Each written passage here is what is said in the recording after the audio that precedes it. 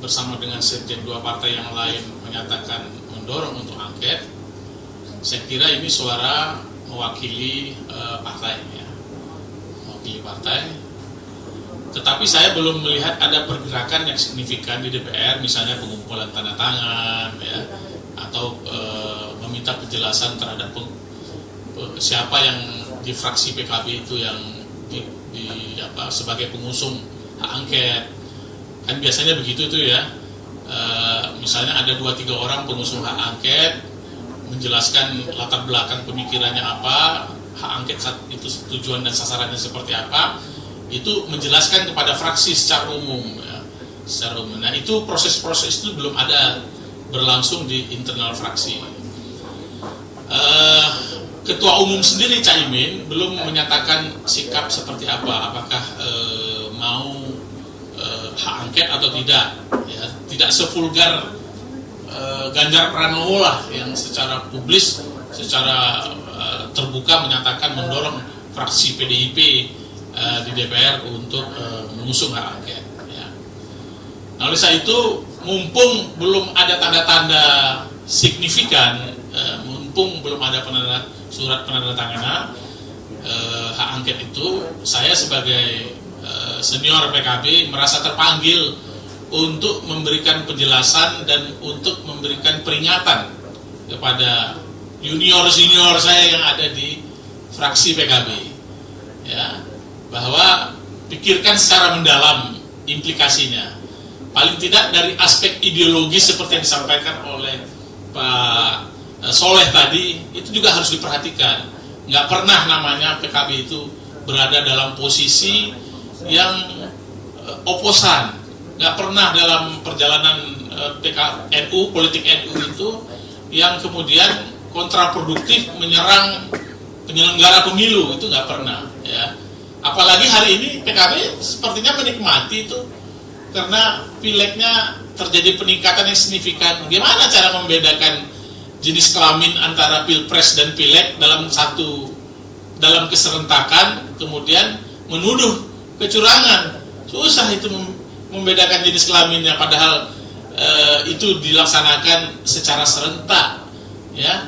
Kita sebagai pemilih masuk dalam kotak pemilih dalam waktu yang bersamaan mencoblosnya, ya. Nah, jadi peringatan dan saran saya kepada teman-teman fraksi itu, ya, saya kira jangan direspon lah, ya, inisiatif-inisiatif mudah-mudahan dengan rilis hari ini, dengan saran-saran yang saya berikan secara terbuka hari ini, memberikan kesadaran penuh lah bagi teman-teman fraksi PKB di DPR untuk kemudian secara ideologisnya tidak masuk, secara praktis juga sebuah pekerjaan yang sia-sia, ya. Kalaupun ada ketidakpuasan terhadap penyelenggara pemilu hari ini, tunda dulu ketidakpuasan itu nanti setelah pemilu ini selesai semua tahapan-tahapannya.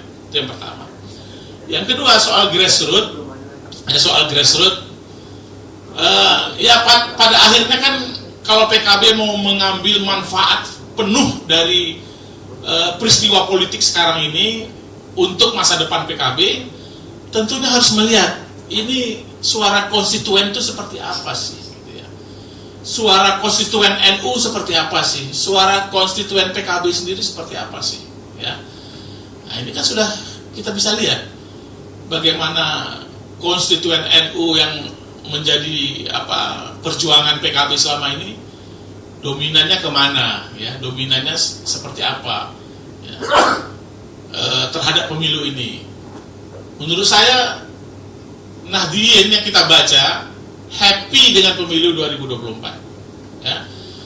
Bebas dia memilih siapa calon presidennya, bebas dia memilih siapa calon wakil presidennya, bebas dia memilih partainya kemana dia akan memilih untuk legislatifnya, ya. Sehingga kan kemudian ada peristiwa yang menarik ini, PKB-nya meningkat, tetapi calon presidennya, ketua umum PKB-nya kalah, ya. Lebih banyak Nahdien dan pemilih PKB memilih 02, ya. Ini harus diterima fakta ini, harus kita evaluasi, harus introspeksi ke dalam, gitu ya, harus introspeksi ke dalam. apa sih sebenarnya yang diinginkan oleh konstituen PKB, apa sih sebenarnya yang diinginkan oleh konstituen NU, ya. Nahdliyin ini seperti apa sebenarnya keinginannya, itu terbaca di quick count, nanti akan terbaca lagi di hasil pemilu, ya, di hasil pemilu real count yang sedang kita tunggu sekarang. Saya kira itu, Mas. Menunggu sikap dari PDIP ini. Terus tadi yang nomor 2 dulu ya, ya memang menurut saya elit-elit politik ini harus bisa membaca psikologi dari pemilih, ya. Khususnya kalau memang sorotan kita itu, kamera kita khusus untuk Nahdliyin atau NU, nanti mungkin bisa ditambah oleh Pak Soleh, ya. Elit-elit ini harus bisa membaca secara clear psikologi massa Nahdliyin dan konstituen PKB itu seperti apa sih sebenarnya, ya. Sehingga kemudian ketika dihitung bacaan quick count itu memang bacaannya ya seperti itu, ya. NU-nya kok banyak memilih 02. Di Jawa Timur malah Caimin sebagai ketua umum PKB mendapatkan suara yang nomor 3. Di Jawa Tengah juga seperti itu, sebagai dua basis PKB, ya, sebagai dua basis PKB Jawa Timur dan Jawa Tengah. Tapi justru 01 mendapatkan suara yang paling kecil dibanding dengan 02 dan 03. Nah,